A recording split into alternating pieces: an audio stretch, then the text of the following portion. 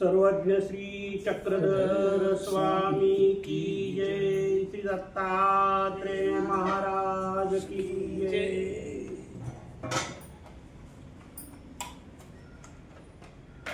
कालच्या अवसरामध्ये महिमभट्ट सर्वप्रथम आमच्या स्वामीच्या दर्शनाला भेटीला आली, तर थोडासा त्यांना अहंकार होता षडशास्त्र दर्शनाचं। परंतु ज्यावेळेला स्वामींची त्यांची चर्चा झाली आणि स्वामींना त्यांना पूर्वी प्रकरण निरूपण केलं आणि पूर्वी प्रकरणाच्या निरूपणामधून त्यांना चौपदार्थाचं ज्ञानाचं सारांश मतितार्थ समजला आणि त्याच्यानंतर त्यांना प्रचिती आली की हेच प्रत्यक्ष परमेश्वर अवतार आहेत आणि ह्यांच्या ठिकाणचं जे ब्रह्मविद्या शास्त्र आहे हेच आपल्याला उद्धरणाला योग्य आहे असं समजल्यावर ते परमेश्वराला अनन्य भावे शरण आले आणि तिथून त्यांनी मग 9 प्रकरण उद्धरण अशा सर्व विषयावर काय केली, चर्चा केली आणि स्वामींनी त्यांना सविस्तर सगळं निरूपण केलं। तसं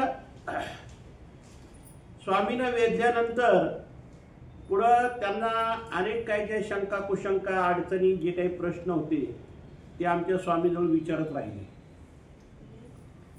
पुढं काय म्हणतात पहा, वेद्यामुळे महिमभट्ट शांतपणे चुपचाप बसून राहिले होते खरे, पण याचा अर्थ नमले होते अथवा त्यांनी हार स्वीकारली होती अशी नव्हे। आता स्वामींच्या मुखातून जे काही शब्द बाहेर पडले त्याच्यात त्याला बऱ्याच गोष्टीचं निरसन झालं,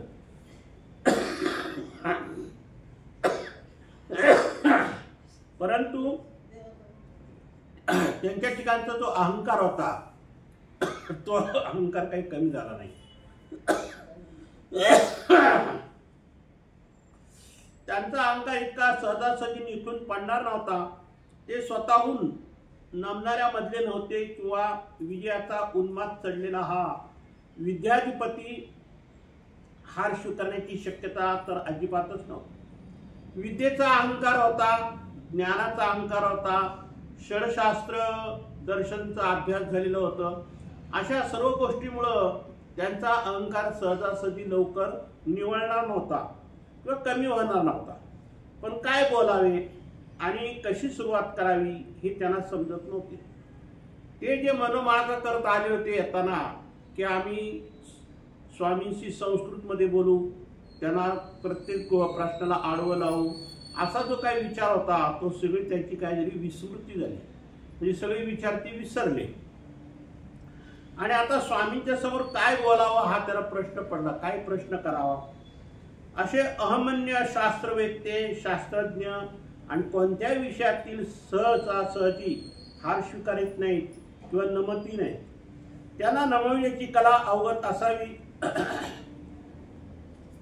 परंतु काही वेळेनंतर किंवा काही काळानंतर आम्हीच महिमभट्टाला विचारले का हो, आमच्यापासून आत्यंतिक संस्कृती छेद होतो याविषयी तुम्हाला काही प्रचिती आहे का, म्हणजे संस्कृती छेद होतो अशी काही तुम्हाला प्रचिती आहे का, तुम्हाला त्याची निश्चयात्मक जाणीव आहे का, असं एक स्वामींनी काय केलं, त्यांना सवाल टाकला। महिमभट्टांना आमचा प्रश्न इतका प्राथमिक स्वरूपाचा आणि बाळबोध वाटला, म्हणजे त्यांना काय वाटलं की स्वामींनी मला एक नॉर्मल प्रश्न टाकला, असं काय एवढा मोठा आध्यात्मिक किंवा असा काही कठीण विषय नाही, तो साधाच प्रश्न आहे ज्याला आपण म्हणतो ना बेसिक ज्ञान, म्हणजे प्राथमिक ज्ञान। आपण उगीच यांच्याशी चर्चा करण्यासाठी आलो असे त्यांच्या मनात वाटू लागलं। बघा अहंकार किती विकोपाला जातो, की प्रत्यक्ष परमेश्वर अवताराच्या ठिकाणी त्यांना असं वाटू लागलं की खरंच मी यांच्याशी चर्चा करायला उगीच आलो। आमच्या प्रश्नाचं उत्तर द्यावे की नाही याचा ते विचार करत बसून राहिले। आम्ही जो काही त्यांना प्रश्न टाकला या प्रश्नाचं उत्तर द्यावं का न द्यावं असं माहीम भट्ट काही करेल विचारात पडले। असे त्यांना वाटत असावे की असल्या प्रश्नाचे उत्तर माझ्यासारख्या प्रज्ञावंत विद्वान पंडिताला विचारणे हा जणू त्यांचा एक अपमानच असावा।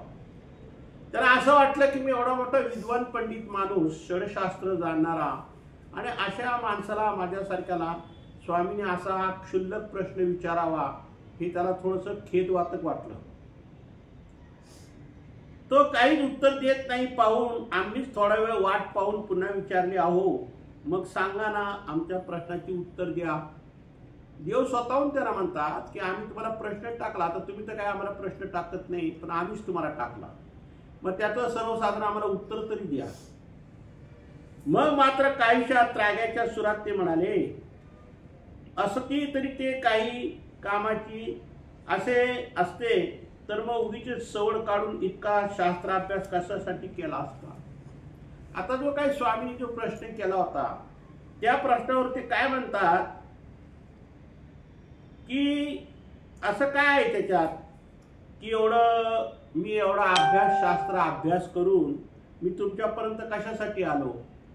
म्हणजे त्यांचं काय म्हणणं होतं, मला असं काहीतरी मोठा अवघड तरी प्रश्न टाकायचा, हा तुम्ही प्रश्न जो आम्हाला टाकला हा क्षुल्लक प्रश्न आहे, आणि मी एवढा मोठा शास्त्र अभ्यास केलेला आहे, या क्षुल्लक प्रश्नाचं तुम्हाला काय उत्तर देऊ।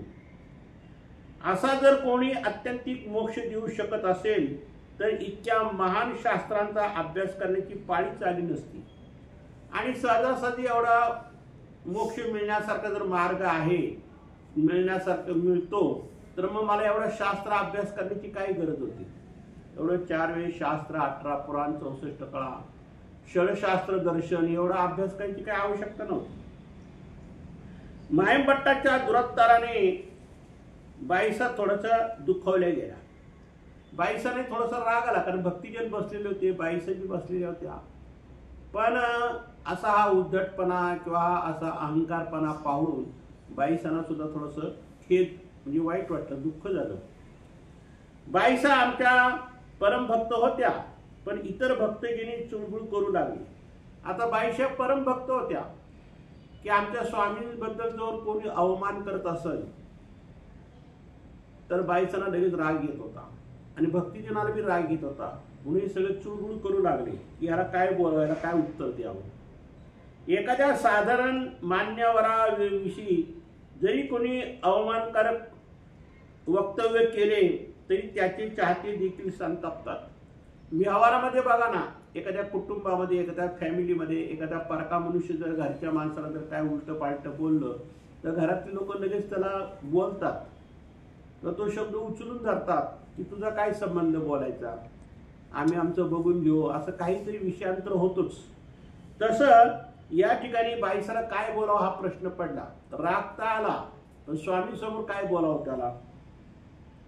येथे तर आमचे भक्तही होते आणि आम्ही त्यांचे मोक्षदाते आहोत।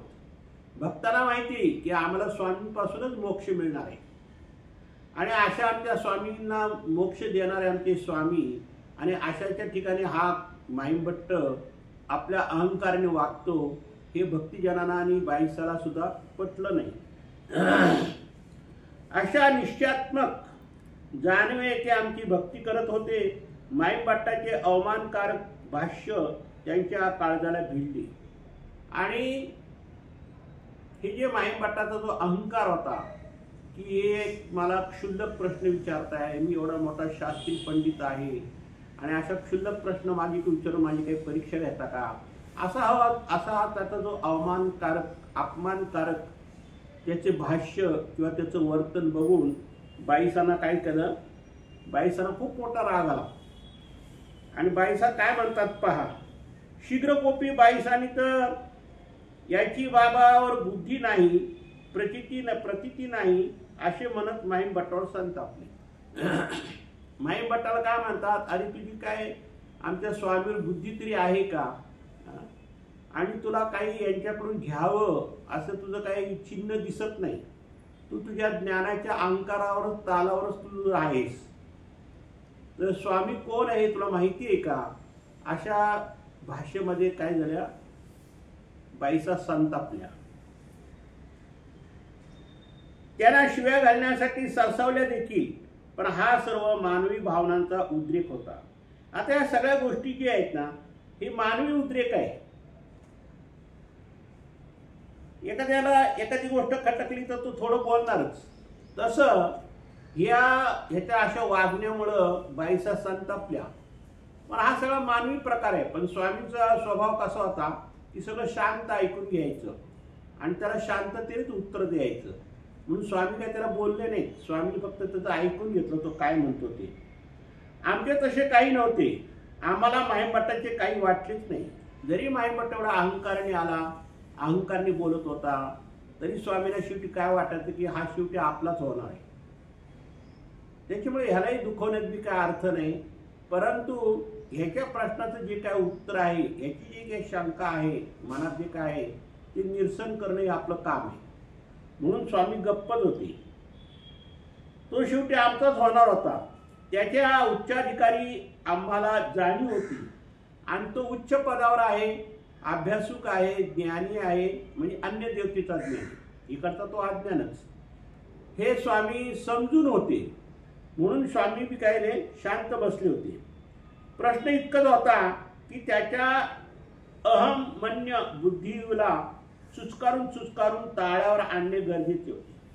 देवाचं काय म्हणणं होतं, त्याच्या ठिकाणी अहंकार होता, त्याला ज्ञानाचा अहंकार होता, विद्यापीठामध्ये अभ्यास केलेला संस्कृतचा त्याला अहंकार होता, सगळ्या काही गोष्टी होत्या.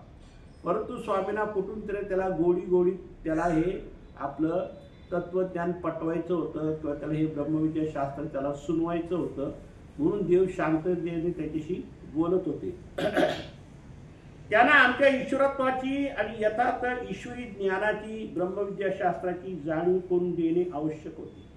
देव मनात काय विचारतात, तो कसा असो, त्याला अहंकार आहे आणि त्याला देवतेचं ज्ञान आहे, परंतु त्याला या ठिकाणचं ईश्वराचं ज्ञान कुठं आहे, त्याला ब्रह्मविद्या शास्त्राचं ज्ञान कुठं आहे, त्याला परमेश्वर कोण आहे, परमेश्वराचं अस्तित्व काय हे त्याला काय माहिती आहे.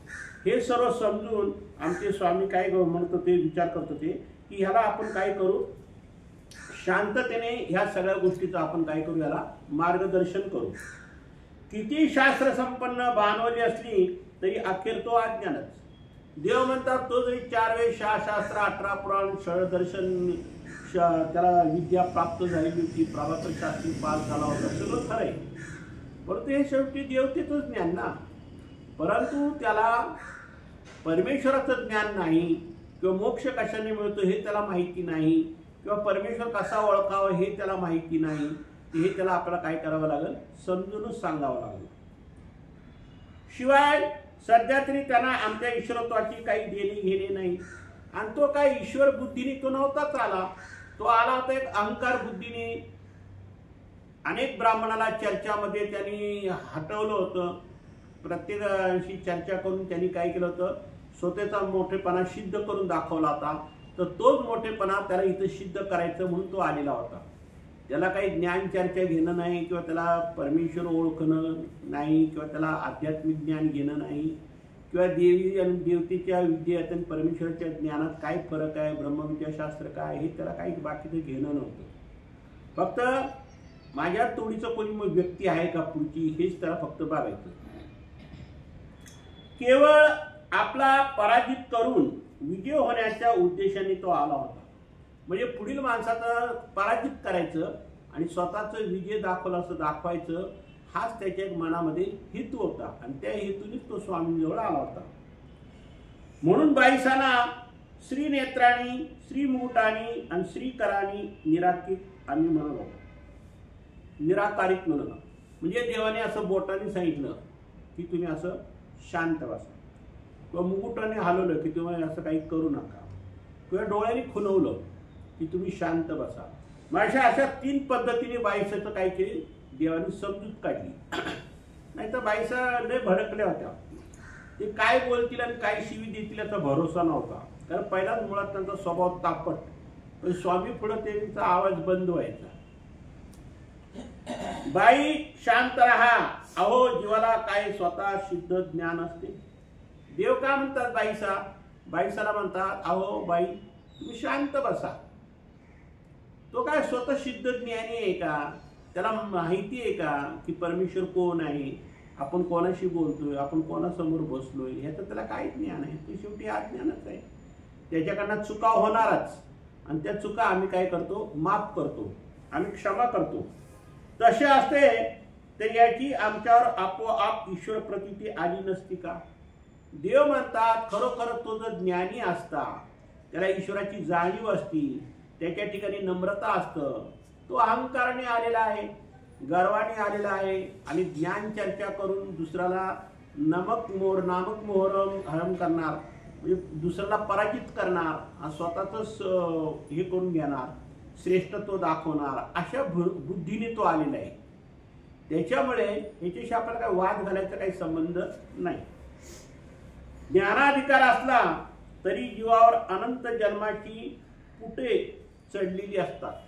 आता देव काय म्हणतात, एखादा समजा ज्ञानी बी असू शकतो, कळलं का?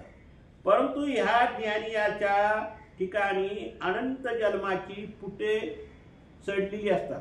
पुटे म्हणजे काही त्याचे अज्ञानत्वपणा किंवा त्याचा अनाधिकार म्हणा किंवा त्याचे काही अडथळे म्हणा, असे अनेक प्रकारचे ह्या जीवानी जोडलेले. त्याच्यामुळे परमेश्वराच्या प्रत्यक्ष परमेश्वराच्या ठिकाणी सुद्धा ह्या जीवाकडनं काय होतात? चुका घडतात. ती काय सहजासहजी निघतात, आम्ही झाडल्याखेरीज ती झटकत नाही. देव म्हणतात अशा काही जीवांनी दोष जोडलेले आहेत, असे काही जीवांनी अनाधिकार जोडलेले आहेत की ते अनाधिकार, ते दोष नष्ट केल्याशिवाय जीव हा सात्विक होऊ शकत नाही किंवा त्याच्या ठिकाणी ज्ञान प्राप्त होऊ शकत नाही किंवा त्याला परमेश्वर हे आपल्या समोर बसते त्याची प्रचिती येऊ शकत नाही. अशा जीवांनी मोठे भयानक अडथळे जोडलेले. मग देव त्याला उदाहरण देतात की एखाद्या राजाला शोभेल अशी सुंदर सुई जर फार काळ अडगळीत पडून राहिली तर तिला गण चढतो आणि तो गण निगुतीने घालून दूर केला तरच ती चकापते आणि ती राजाला योग्य ठरते. एक जेव्हा छोटेसे उदाहरण दिलं की एक राजा आहे, पण त्या राजाला योग्य अशी ती सुरी म्हणा किंवा ती तलवार म्हणा किंवा ते कोणतं एखादं शस्त्र का होईना, ती राजाची योग्य आहे, परंतु ती सध्या अडगळीत पडल्यामुळे, तिला गण चढल्यामुळे ती काय झाली आहे? बिनकामी झालेली आहे. पण निगुतीने म्हणजे एखादा जर समजा कोणी हुशार कारागीर असेल आणि त्या हुशार कारागिरी त्याला जर एक प्रकारे त्याचं गंज काढून त्याला जर चमक आणली आणि त्याला जशाच्या तशी नवी कोरी करकरीत केली तर ती वस्तू, ती शस्त्र, ती सुरी काय होतं? राजाच्या उपयोगी जाते. तसा हा माहिमभट्ट कसा आहे? हा अनाधिकारी जीव आहे. अनेक अनाधिकार त्यांनी जोडलेले आहेत. त्याला परमेश्वराचं अस्तित्व नाही, त्याला ब्रह्मविद्या शास्त्राचं ज्ञान नाही, हा असा अज्ञान जीव. आणि तो आता आमच्या समोर येऊन बसला म्हणजे तो अहंकार बुद्धीने बसलेला आहे. त्याची आमच्याकडे ईश्वर बुद्धी नाही, फक्त चर्चा करण्याच्या वासनेने तो आलेला आहे. त्याच्यामुळं त्याला योग्य करणं हे आमचं कर्तव्य आहे आणि आम्ही त्याला योग्यच करणार. म्हणून बाईसाला समजून सांगितले की तुम्ही काही बोलू नका, तुम्ही शांत बसा, आम्हाला जे काय करायचे ते आम्ही योग्य करतो. त्याचप्रमाणे अनंत जन्माची कर्माची पुटे या जीव स्वरूपावर चढलेली आहे. प्रत्येक जीवात तीच परिस्थिती आहे. अनेक जन्माचे, अनंत सृष्टीचे, अनंत ब्रह्मांडाचे पुटे, म्हणजे ज्याला आपण म्हणतो ना एक प्रकारचं एखाद्या वस्तूला गंज कसा चढतो आणि तो गंज खरडून खरडून काढावा लागतो तेव्हा त्याला चकाकी येते, तसे या जीवाच्या ठिकाणी अनंत दोष, अनंत काही कर्मफळ किंवा अनंत काही अयोग्यता या जीवाच्या ठिकाणी जडलेली आहेत. आणि त्या जडलेल्या क्रियेमुळं त्याला ईश्वराची प्रचिती येणं, ईश्वर समजणं, ब्रह्मविद्या शास्त्र समजणं याला थोडा काय होतो? विलंबच लागतो. एवढं सहजासहजी नाही होत. शिवाय अनुचित अक्रिया, अव्हेरण, अवज्ञा, जन्मातील कर्माची पुटे जीव स्वरूपावर चढलेली असतात. म्हणजे या जीवाच्या ठिकाणी अनुचित दोष भरपूर घडलेले. शिवाय अक्रिया म्हणजे चांगले विधी क्रिया त्याच्याकडनं घडलेल्या नाहीत, अविधी घडलेली आहे. अव्हेरण आणि अवज्ञा म्हणजे असे काही अनेक प्रकारचे त्याने कानवा थराधिकासारखे दोष जोडलेले आहेत. आणि त्याच्यामुळे त्याला ईश्वराची प्रचिती येण्याला खूप वेळ लागतो. काही नाही, एका जन्मात सुद्धा नाही प्रचिती येत. त्याला सुद्धा 10 जन्म, 20 जन्म, 25 जन्म घ्यावे किंवा अनंत सृष्टी तो फिरतो तरी त्याला ज्ञान होत नाही. अशी या जीवाची अवस्था आहे. त्यात या ठिकाणी माहिमभट्टाची काही परिस्थिती असणार.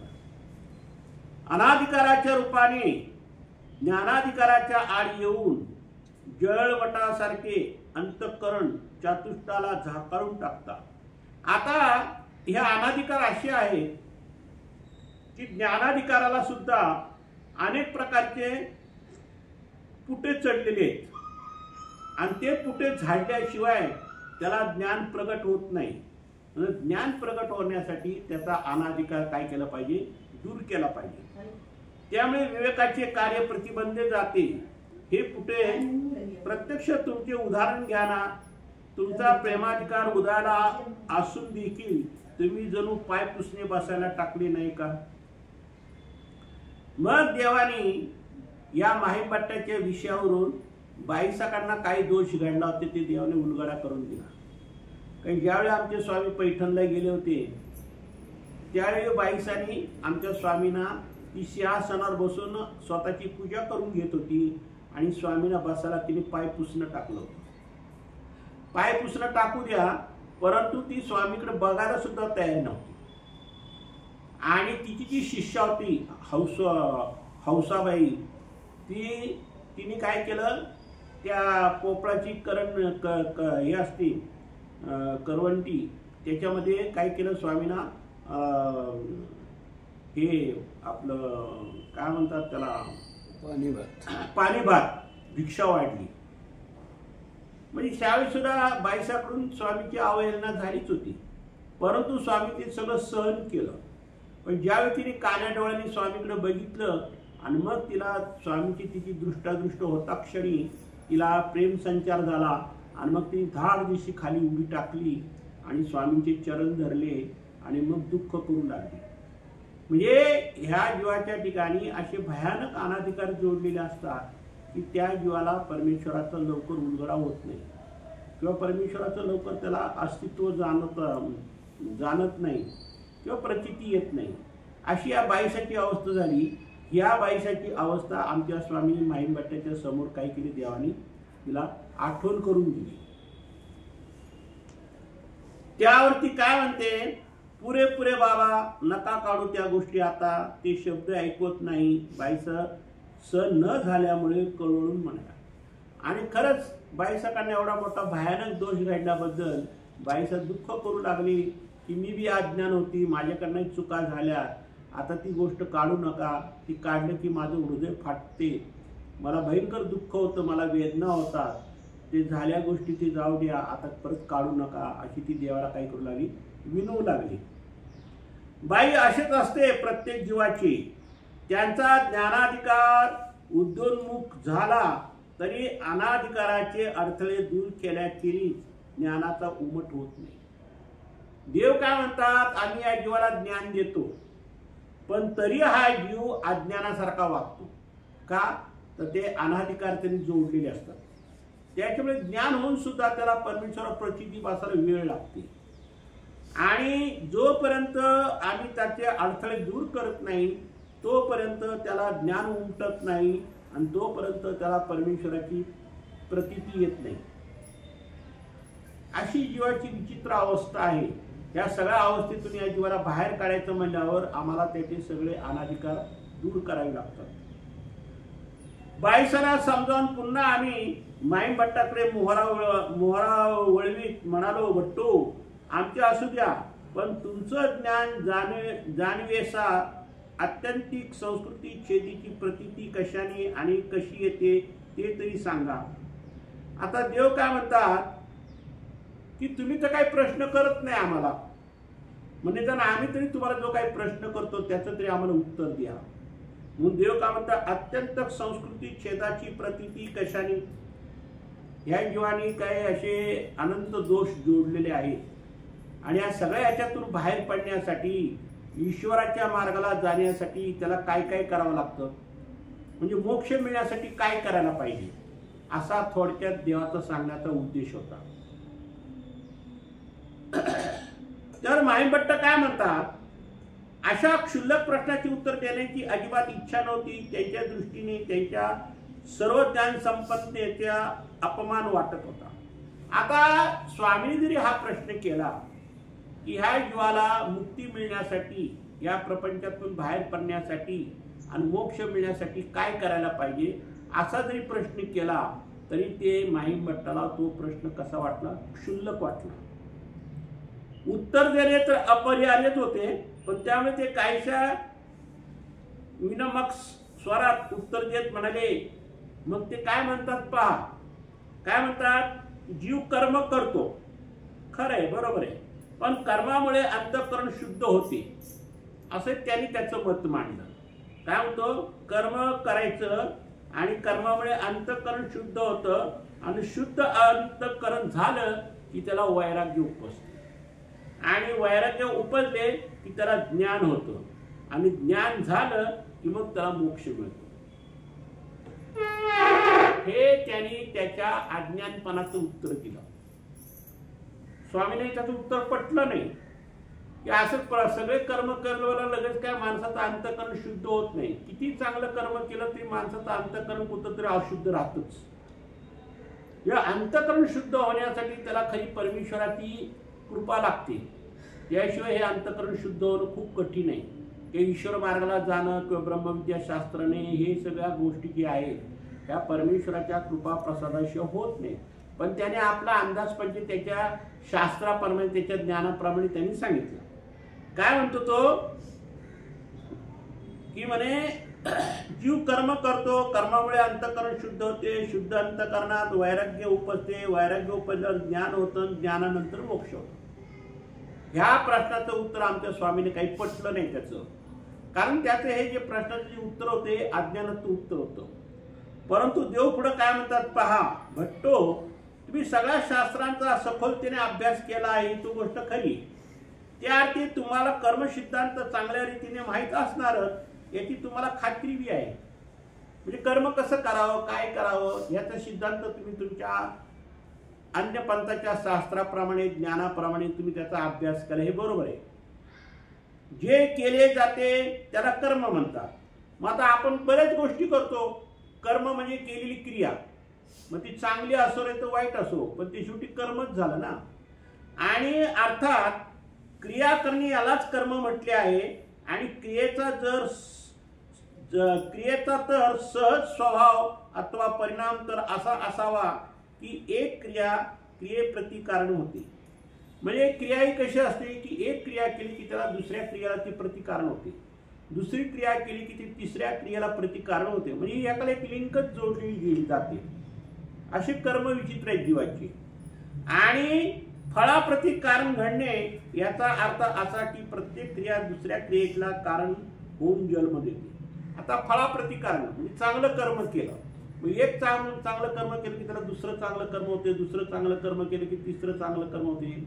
म्हणजे वाईट कर्माचं फळ वेगळे आहे, चांगल्या कर्माचे फळ वेगळे आहे, असा हा दोन प्रकार आहे कर्माचा. म्हणजे जीव हा चांगलेही कर्म करतो आणि वाईट बी कर्म करतो. चांगल्या कर्माचं फळ दुःख आहे आणि आपलं वाईट कर्माचं फळ दुःख आहे आणि चांगल्या कर्माचं फळ सुख आहे.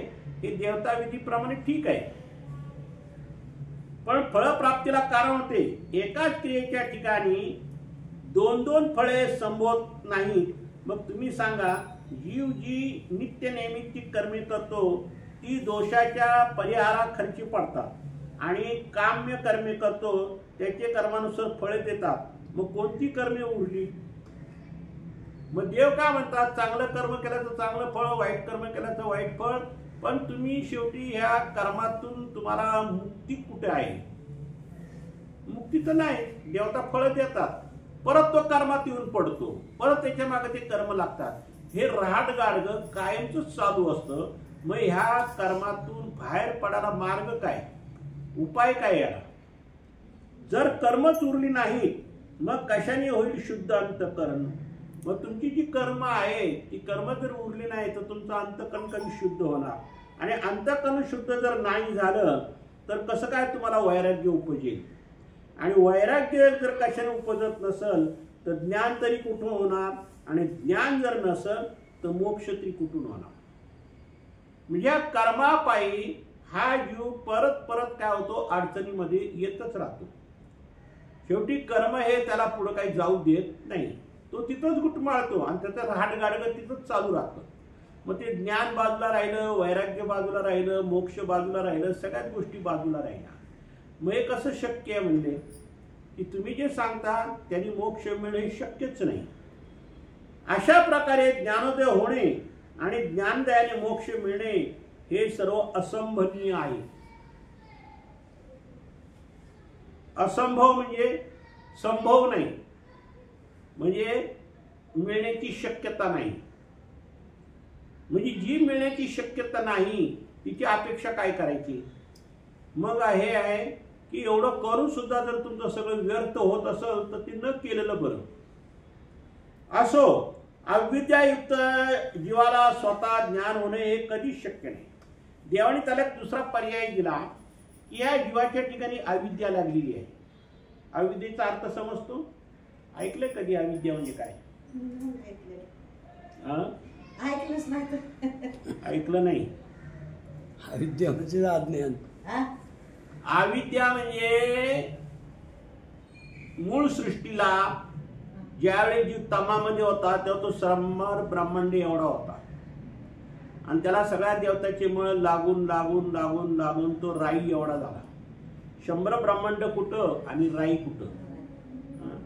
आणि एवढा झाल्यानंतर तो तमामध्ये ज्यावेळेला बरेच दिवस पडून होता त्यावेळेला त्याला ते म्हणजे अहम माया, अहम भैरव, अहम विष्णू असे सगळ्या देवतेला अहम अहम म्हणजे मीच ब्रह्म आहे, मीच माया आहे, आज मीच भैरव आहे असं करून करून त्या सगळ्या देवतेची मळ त्याला लागली.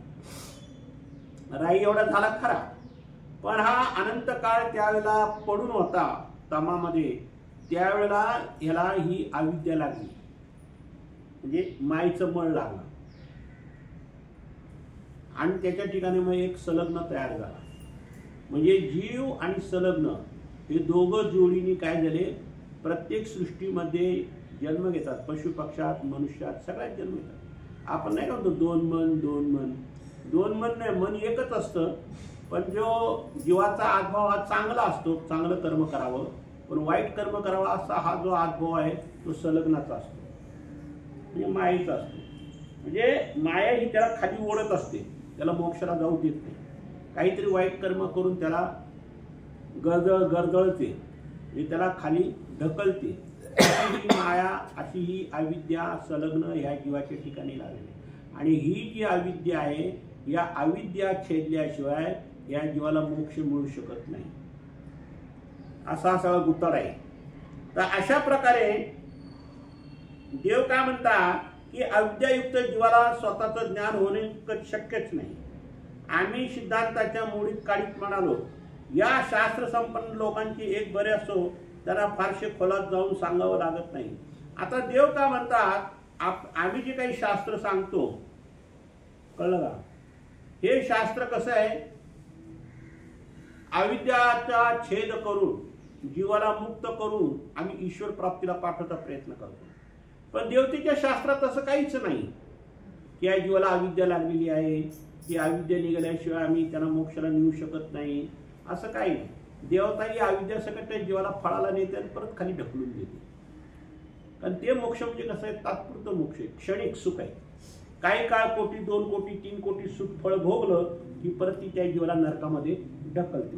म्हणजे ही अविद्येचं छेद करायचं देवतेच्या हातात नाही, फक्त परमेश्वराच्या हातात आहे. आणि परमेश्वर दृष्टीद्वारे या जीवाच्या ठिकाणची लागलेली जी अविद्येचा मळ आहे ही अविद्येचा छेद करते. त्यावेळेला त्याला परमेश्वराच्या सुखफळाचं सुख त्याला अनुभवायला येते. असा एवढा मोठा गुत्ताड आहे. तर हे काय माईभट्टाला माहिती नव्हतं, पण देवाने हे सगळं खुलासावार करून त्याला सांगितलं. या शास्त्र आणि ह्या इतर लोकांचं शास्त्र कसं असतं काय नाही, तुम्ही देवतेची भक्ती करा तुम्हाला मोक्ष मिळेल. हो, गोष्ट खरी आहे, मोक्ष मिळेल, पण ते मोक्ष कसं आहे क्षणभंगूर. काही काळापर्यंत त्याला सुख फळ मिळणार, परत ती देवता त्याला नरकामध्ये ढकलणार. आपण चालण्या बघतो ना रात्रीच्या खाली पडताना, आपण म्हणतो अपशकुन अपशकुन. ह्या चालण्या हे देवतेच्या सुख फळामध्ये असतात. पण ज्यावेळी त्या खाली येऊन पडतात तर तो जीवात्मा त्या एक प्रकारे खाडा असतो, त्या खाडावरून तो टप दिशी खाली जमिनीवर पडतो. म्हणजे ती देवता त्याला 84 नरक योनीमध्ये ढकलते. म्हणजे काही दिवस सुखफळ देते आणि सुखफळ संपलं की त्याला खाली ढकलून घेते. असे देवतेची कार्य. परमेश्वराचं तसं नाही. परमेश्वराने एकदा ह्या जीवाला मोक्ष दिला की परत त्याला नरकात येण्याचा काही प्रश्न पडत नाही किंवा त्याला जन्म घ्यायचा काही प्रश्न पडत नाही. अर्जुन देव असेच सगळं सामुग्रीवंत होते. मग देव काय म्हणतात, अर्जुन काही कमी होता का? त्या द्वापर युगामध्ये अर्जुनासारखा विद्वान कोणच नव्हता. अर्जुन एवढा मोठा विद्वान होता. चार वेद, 6 शास्त्र, 18 पुराण जाणणारा, सगळं संस्कृत विद्या जाणणारा, सर्व विद्या संपन्न झालेला. पण त्याला ब्रह्मविद्याशास्त्र काही माहीत नव्हतं. पण ब्रह्मविद्याशास्त्र व्यतिरिक्त इतर सगळ्या शास्त्राचा त्याचा सखोल अभ्यास होता. बघा, स्वतः देव काय सांगतात की अर्जुनाला सखोल ज्ञान होतं, परंतु ब्रह्मविद्याशास्त्राचं ज्ञान त्याला नव्हतं. त्याच्यामुळे त्याला मोक्षाचा अधिकार नव्हता. पण त्याला आम्ही काय केलं, घडून मोडून त्याला मोक्षाला योग्य केलं. आता तो युद्धाला कुठं तयार होत होता ना, तर युद्धाला तयार होता. श्रीकृष्ण चक्रवर्तींनी गीतेच्या रूपाने थोडक्यात निरूपण केले. ब्रह्मविद्याशास्त्रात त्याला पूर्णत्वात आत्मसात केले आणि त्याला थोडक्यात 18 अध्याय जे भगवद्गीता आहे, या 18 अध्यायामध्ये ब्रह्मविद्याशास्त्राचं त्याला काही निरूपण केलं. आणि त्याच्यामुळं त्याला श्रीकृष्ण महाराज हे आपले आत्या भाऊ नसून, मित्र नसून, हा प्रत्यक्ष कोण आहे, साक्षात परब्रह्म परमेश्वर अवतार आहे अशी त्याला प्रचिती आहे. आणि मग तो युद्धाला तयार झाला. माईभट्टाचे तसेच झाले. थोडक्यात सांगितले तरी त्याला पटले. अप्रत्यक्षितत्या त्यांचा तत्वज्ञानाचा आत्मात असलेला मूळ सिद्धांतालाच आम्ही छेद घातला.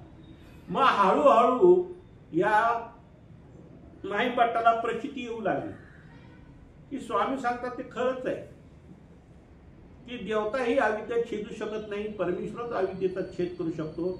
देवता कायमस्वरूपी मोक्ष देऊ शकत नाही, परमेश्वरच कायमस्वरूपीचा मोक्ष देतो. हा जो काय भेद आहे देवतेच्या आणि परमेश्वराच्या भक्ती मार्गात किंवा सुखफळामध्ये, ही त्याला काय झाले, हळूहळू प्रचिती येऊ लागली. परंतु वादविवादाची हौस काही भागली नव्हती. शिवाय तो सहजासहजी माघारी घेणे शक्य नव्हते. परंतु त्याच्या मनामध्ये त्याला एवढी जरी प्रचिती आली तरी त्याला थोडंसं ज्ञानाचा अहंकार होताच. त्याला थोडंसं ज्ञानाची हाव होती, थोडंसं गर्व होताच त्याच्या मनामध्ये. म्हणून तो आमच्या स्वामीशी काही ना काहीतरी प्रश्न काढून चर्चा करायचा.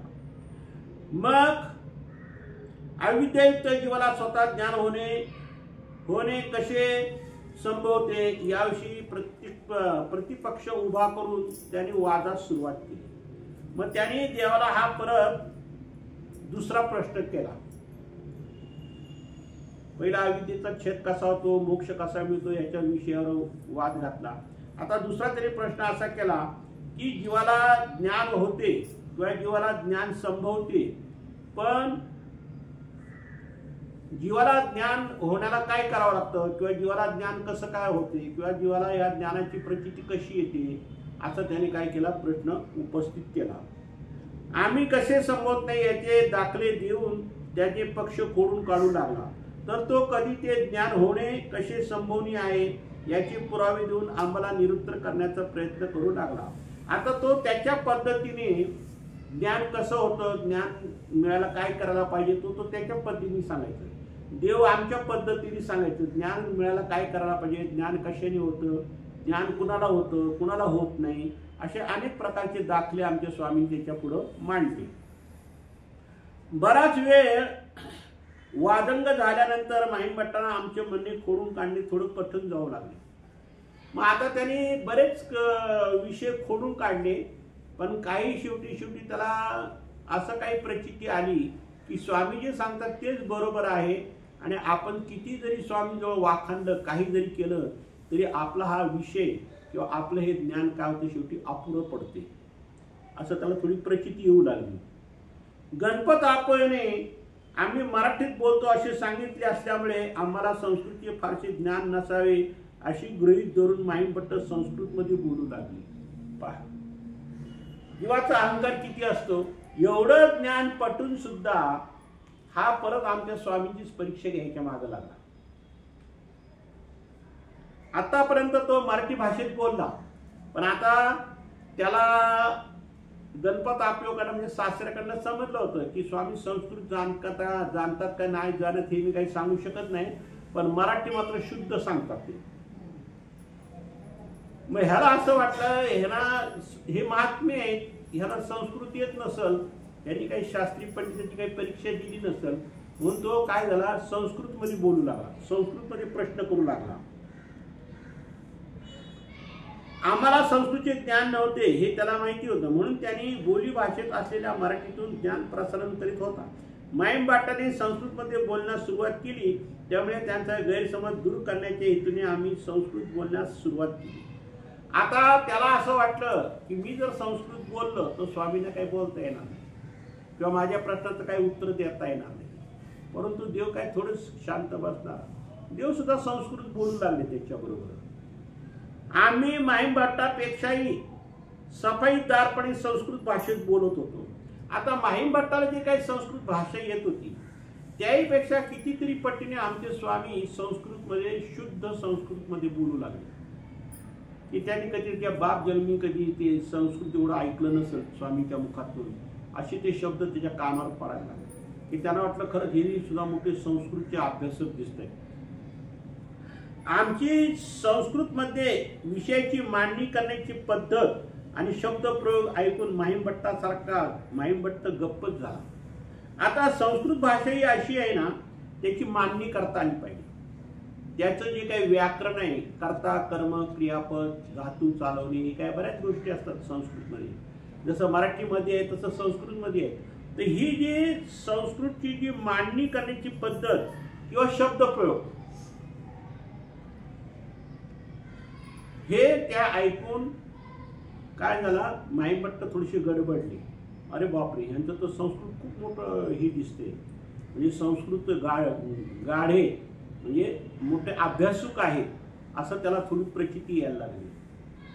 आणि शब्दप्रयोग ऐकून माहीमभट्टासारखा गप्पच झाला.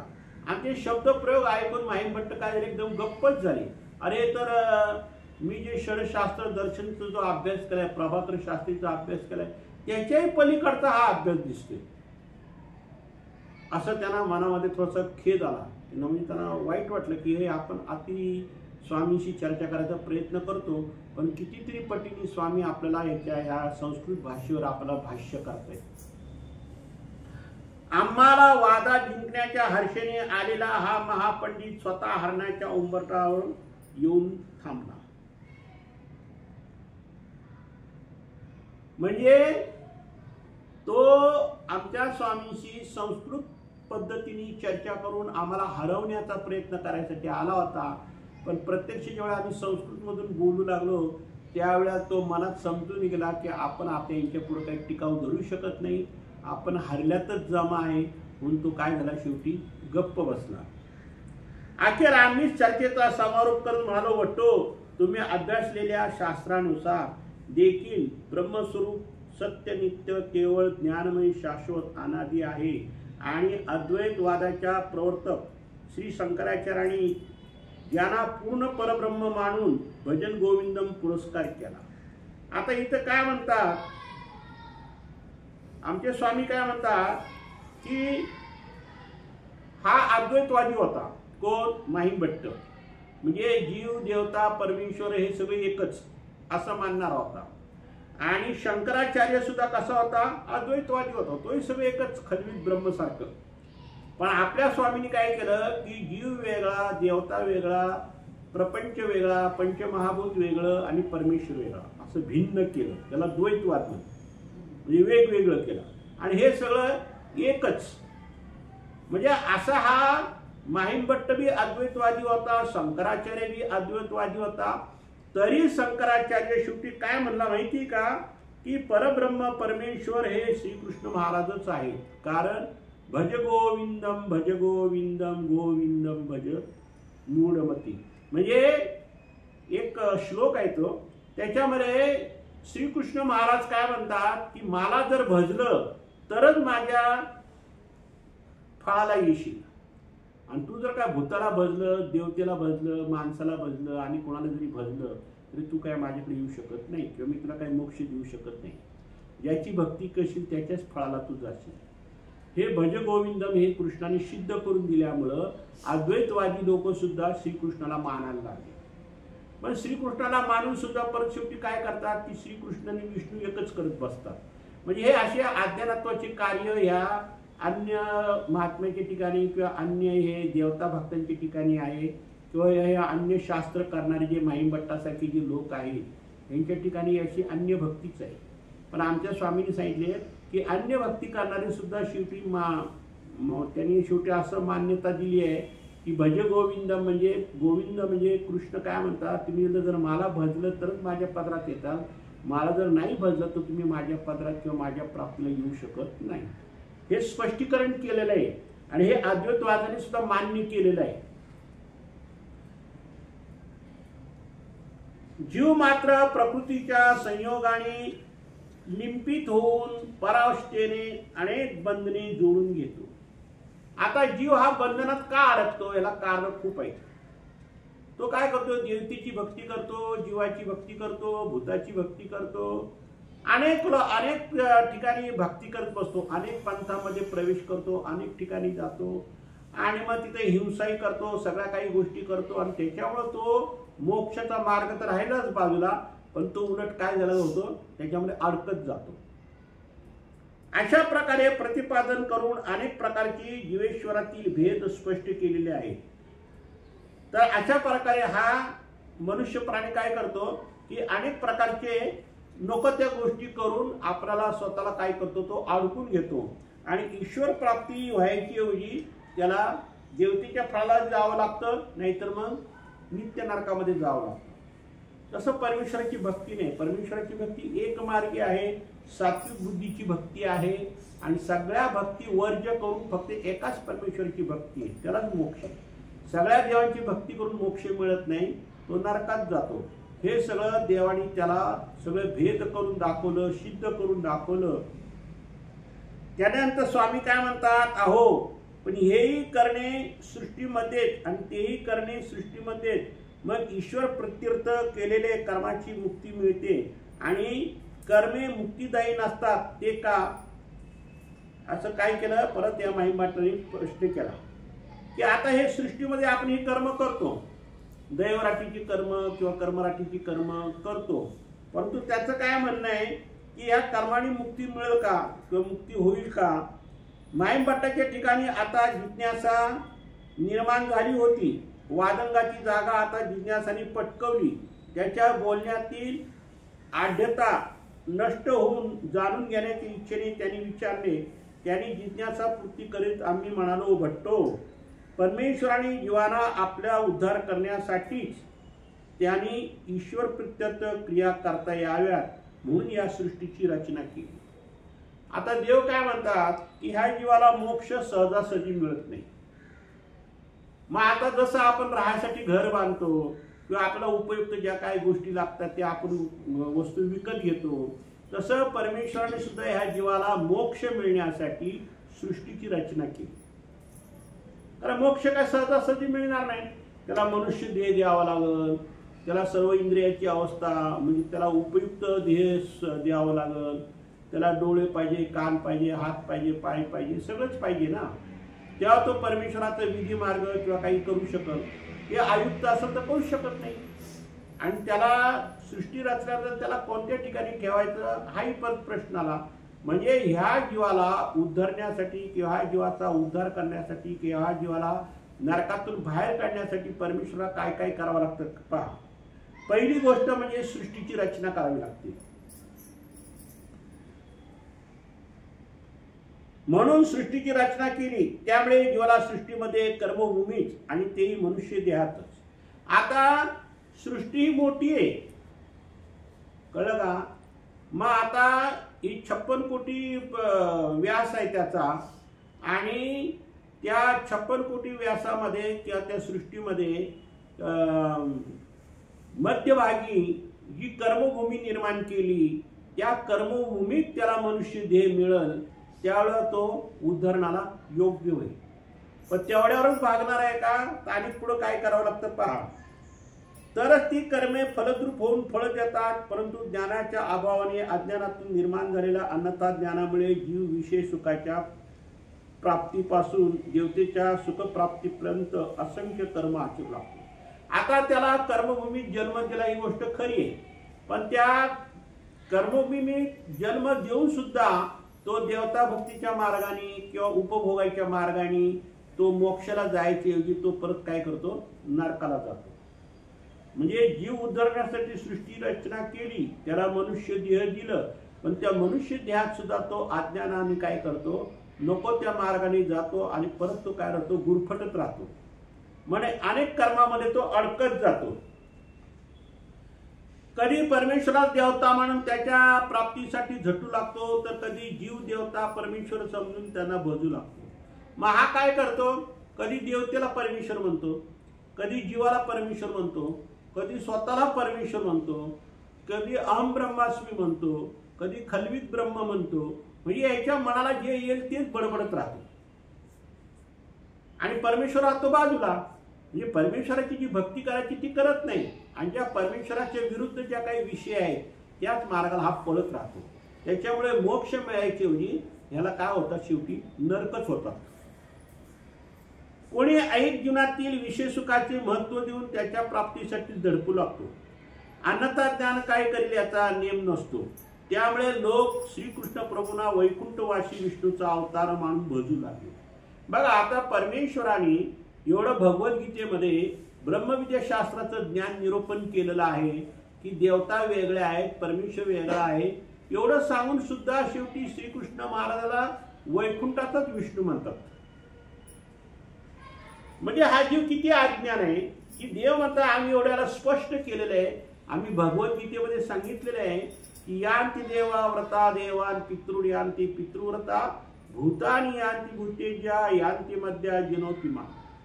अरे, जो भूताची भक्ती करो तो भूताच्या योनीला जाईल, देवतेची भक्ती करो तो देवतेच्या प्राप्तीला जाईल, पित्राची भक्ती करेल तो पितृ फळाला जाईल, आणि जो माझी भक्ती करेल, श्रीकृष्ण महाराज म्हणतात, तोच फक्त माझ्या फळाला येईल किंवा मोक्ष आहे. तर एवढं देवाने स्पष्ट केलेलं आहे की ज्याची भक्ती करेल त्याच्या फळाला जाईल. एवढं सांगून सुद्धा शेवटी लोक काय म्हणतात की कोणाची भक्ती केली की कृष्ण आपल्याला मोक्षाला नेईल. शक्यच नाही. कृष्णाने सांगितलंय की माझी भक्ती करेल तोच माझ्या फळाला जाईल. दुसऱ्याची भक्ती केल्यावर मी कसं काही फळ देईन त्याला? मी फळ नाही देणार. मग आता एवढे जे गाढ अभ्यास केलेले आहेत, भगवद्गीतेवर प्रवचन करणारी जी लोक आहेत, ते शेवटी काय म्हणतात की श्रीकृष्ण महाराज हा वैकुंठाचाच विष्णू आहे. वैकुंठाचा विष्णू आणि श्रीकृष्ण याचे जमीन आसमानाचा फरक आहे. वैकुंठाचा विष्णू श्रीकृष्ण मला म्हणायचा काहीच अधिकार नाही. हे सगळ्या देवता आहेत आणि विष्णू काही एक आहे काय? 4 विष्णू आहेत. तिघांतून ब्रह्मा विष्णू महादेव वेगळा, शेष नारायण विष्णू म्हणला तो वेगळा, आणि 8 विष्णू भैरवातला तो वेगळा, आणि श्रीकृष्ण महाराज विष्णू हा वेगळा. श्रीकृष्ण महाराज विष्णूची उपमा दिली, पण हा विष्णू म्हणजे काय यांच्यातला विष्णू नाही, हा वेगळा आहे. म्हणजे हा चौथा म्हणजे सर्वश्रेष्ठ विष्णू अवतार म्हणजे तो श्रीकृष्ण अवतार इथं मानलेला आहे. बाकी हे तिघांतून विष्णू देवता आहेत, 8 विष्णू देवता आहेत, शेष नारायणचे विष्णू देवता आहेत. त्याच्यामुळं त्याला मोक्ष प्राप्ती मिळू शकत नाही. त्या फळाला ती देवता नेते.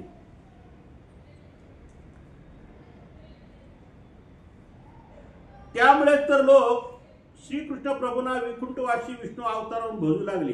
तर विष्णूला आणि आपल्या आराध्य देवतेला परमेश्वर समजून त्याची भक्ती करू लागले, तर कोणी उपभोगाच्या मागे लागून नरकाची फळाला गेले. हे करणे आता ही कर्मे देखील सृष्टीत कर्मभूमीत आचरणात फलद्रूप झाली. आता देवानी कर्मभूमी कशासाठी निर्माण केली? जीव उद्धारण्यासाठी.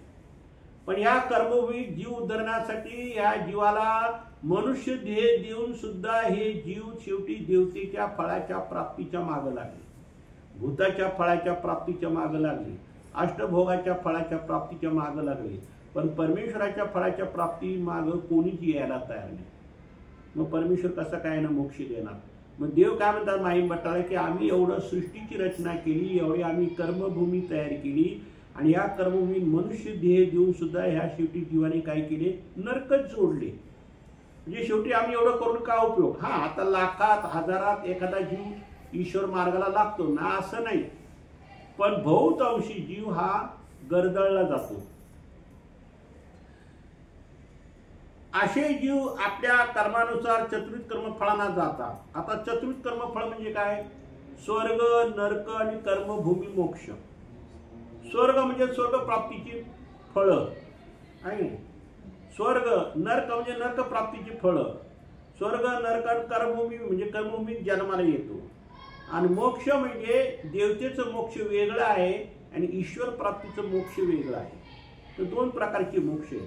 पण हा जीव या चारी चतुर्विध कर्मफळामध्ये फिरत राहतो. पण आपल्याला या चतुर्विध कर्मफळातून आपल्याला पलीकडे जायचे, म्हणजे ईश्वर प्राप्तीला जायचे, त्या मोक्षाला जायचे, देवतेच्या मोक्षाला जायचं नाही. कर्मफळाचा उपभोग संपला की परत जन्म मृत्यूच्या फेरात येतो. मग हे चतुर्विध कर्मफळ जे आहेत, स्वर्ग, नरक, कर्म, भूमी, मोक्ष, ह्या 84 लाख नरक योनीत 60 लाख वर्ष फिरून शेवटी हा परत काय होतो? त्या नरकातच येतो किंवा मनुष्य देह मिळतं. पण त्या मनुष्य देहात त्याला जर ज्ञान झालं, ज्ञानाचा अधिकार आला आणि ईश्वराने सांगितल्याप्रमाणे त्याने जर आचरण केलं तरच त्याला ईश्वरी मोक्ष मिळते, नाही तर त्याला ईश्वरी मोक्ष मिळत नाही. ईश्वरी ज्ञान झाल्यानंतर भावपूर्वक ईश्वर प्रित्यर्थ केलेल्या क्रियेमुळे मात्र असा जीव ईश्वर भावाला प्राप्त होतो.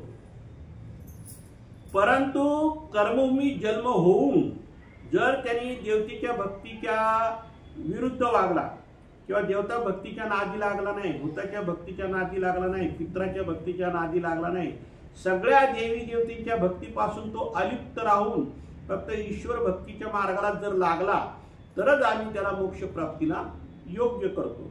नाही तर परत त्याला नरक आहेच. त्याला पुन्हा कधी जन्ममृत्यू चक्रात पडावे लागत नाही. त्यासाठी तुम्हाला ब्रह्मविद्या शास्त्राचा बीजरूप सिद्धांत सांगतो, तो ध्यान देऊन ऐका. मग देवानी या माहीम भट्टाला पूर्वी प्रकरण निरूपण केलं.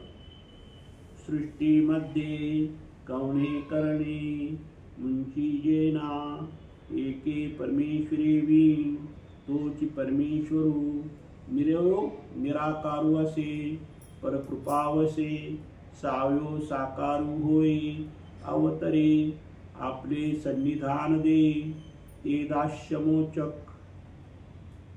हे निरूपण करण्याचं कारण काय की देव काय म्हणतात, या सृष्टीमध्ये केवळ एक परमेश्वरा व्यतिरिक्त केलेले इतर कोणतीही क्रियेने मोक्ष प्राप्त होत नाही.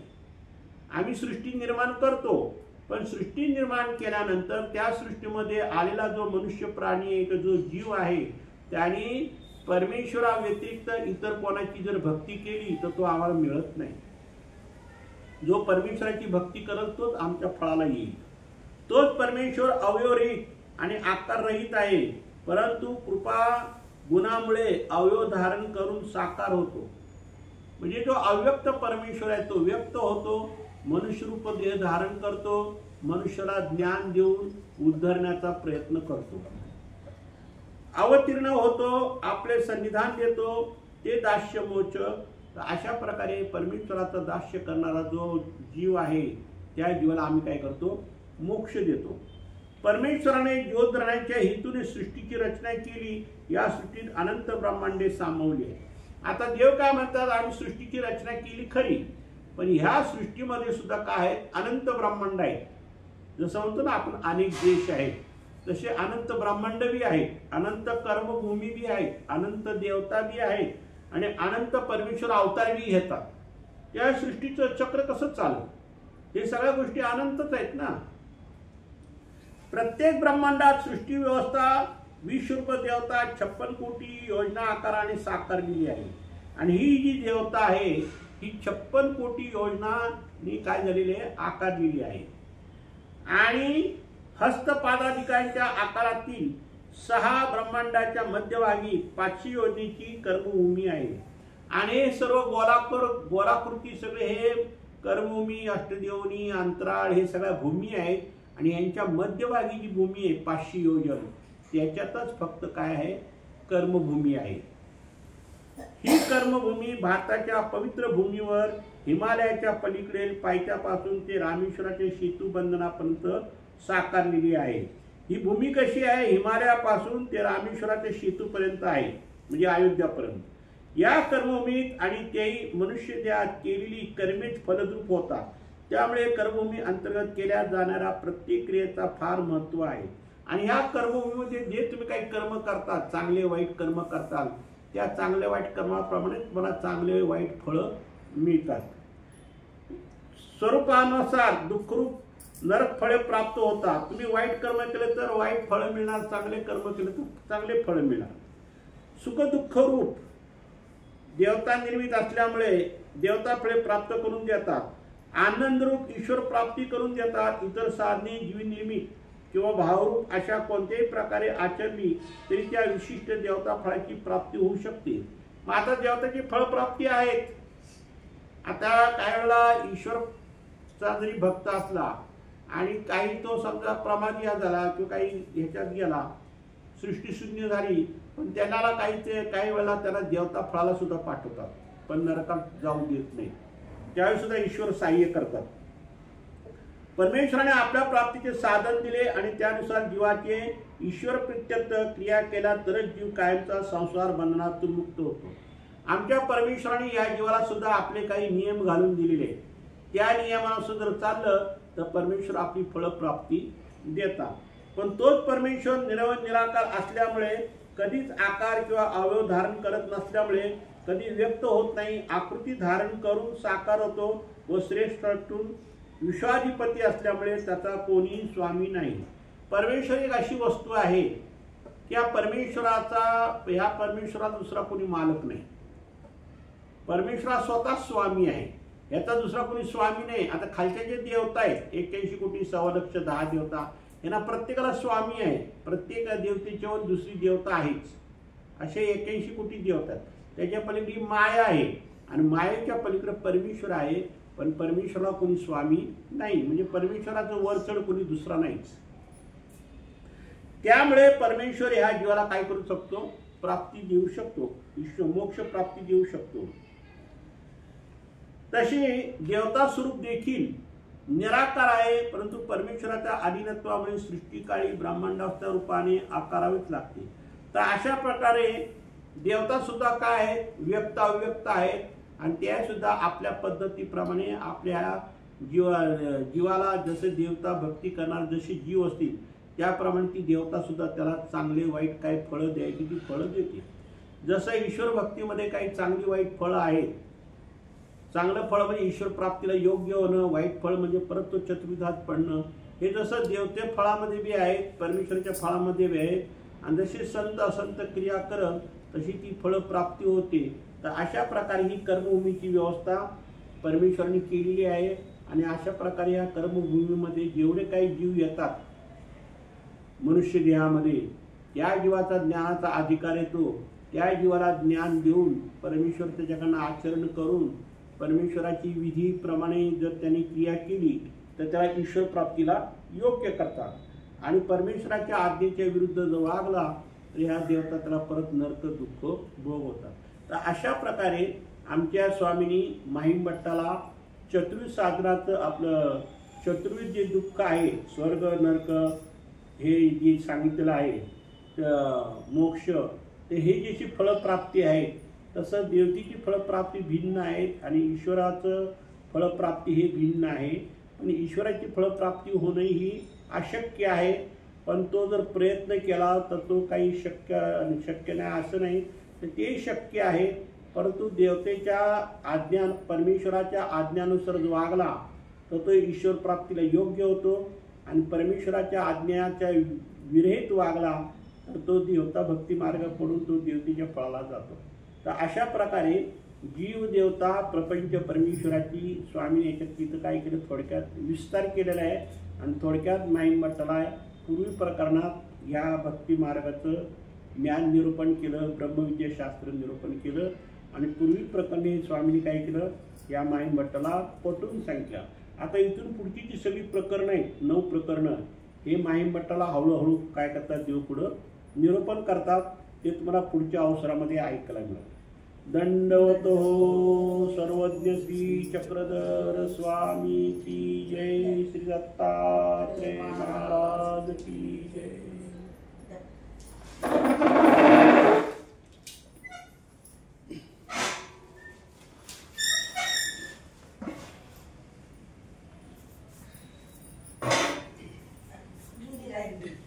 दादाला मला बंद करतात आज गेले उठून.